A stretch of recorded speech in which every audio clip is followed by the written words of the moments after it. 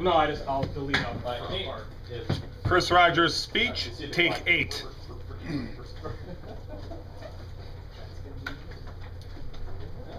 got the transformer in it? And like that.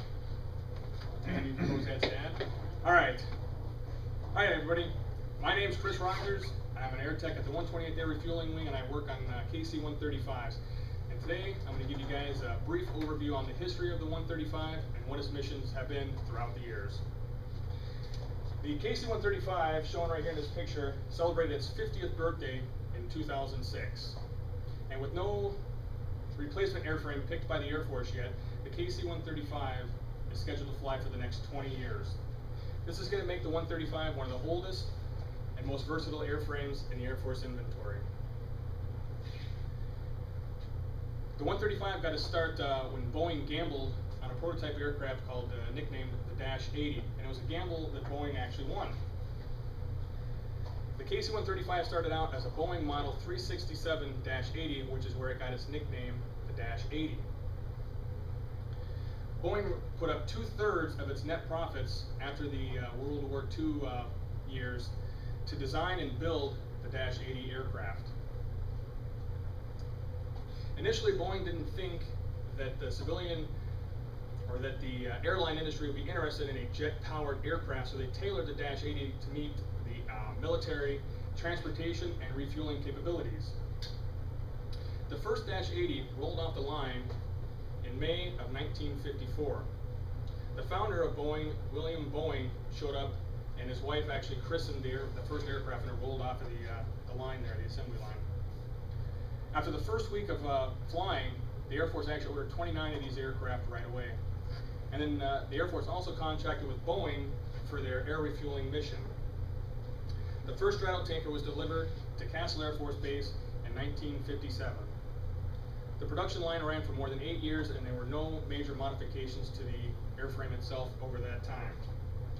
The last aircraft was delivered to the Air Force in 1965. In total, there were 820 KC-135s built by Boeing. The Air Force purchased many of those, and it had many different missions for that 135 airframe. The primary mission, obviously, was for air refueling. There were 732 of the KC-135 airframes purchased for the refueling mission.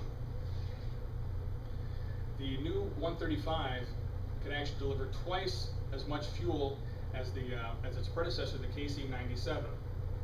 Well, that ensured that the aircraft did not have to slow down to dangerously low speeds for their air refueling. Another use the Air Force had for the 135 airframe was in reconnaissance. They converted several of the airframes over to RC-135s. These RC-135s were outfitted with special sensors and cameras that allowed the Air Force to gather all kinds of intelligence and information. The RC-135s served in every major conflict since they first started flying in 1964. There were several aircraft that were outfitted with some special equipment, and those were sent, and they were stationed in Shimei, Alaska. These were called rivet balls, and they monitored the Russian ICBM launches during the Cold War era. Two other notable uses of the KC-135 airframe was for the EC-135 and a VC-137B. The EC-135 was known as a looking glass, and it was a mobile command post during the Cold War years. During the Cold War, there was at least one of these EC-135s in the air 24 hours a day, 365 days a year. After the Cold War, these went down to an alert status and were finally disbanded in 1998. The VC-137B is also known as Air Force One. The VC-137B served as Air Force One from 1962 until 1998. Over the years, the KC-135 received many modifications. Some of the more notable modifications were an enlarged tail fin, avionics upgrades, engine upgrades, and wing reskinning. The first 582 aircraft that rolled off the production line had a shorter tail fin. Later models had a larger tail fin that helped make the aircraft more stable during takeoff. Later, the earlier models would all be upgraded with this larger tail fin also. From 1975 until 1989, the Air Force, or the Boeing replaced all the lower wing skins on all the 135 aircraft. They replaced it with a metal that was less susceptible to fatigue. This ensured the aircraft would continue flying until the years 2020. As the aircrafts aged, the avionics was constantly upgraded to meet FAA standards. With the implementation of the Pacer Craig package, this added GPS navigation to the 135 airframe, and they are currently all being upgraded to the glass cockpits. The KC-135 has had several engine upgrades to it. The first engine upgrade was a TF-33. These TF-33 engines came off of old commercial airliner 707 aircraft, and they were refurbished and put onto the 135s. This was designated the KC-135E model. The latest engine upgrade is to the CFM56 engines. This gave the KC-135 the R model designation, and it is the second time that the KC-135 has had an R model designation, which is kind of odd for the Air Force. They normally don't give them the same designation twice.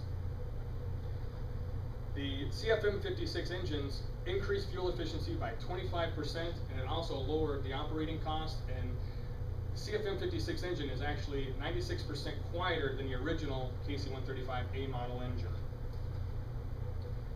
In closing, I just wanted to say that I do believe that the KC-135 will continue flying for the next 20 years, and it's one of the most versatile aircraft that the military that we have. It does everything from aerial refueling, aeromed, it does reconnaissance, and cargo hauling. Thank you. Better. Much better. Yeah. Save it. All right, thanks, guys. Sorry about that at the end. Oh, that's fine. That is what it is.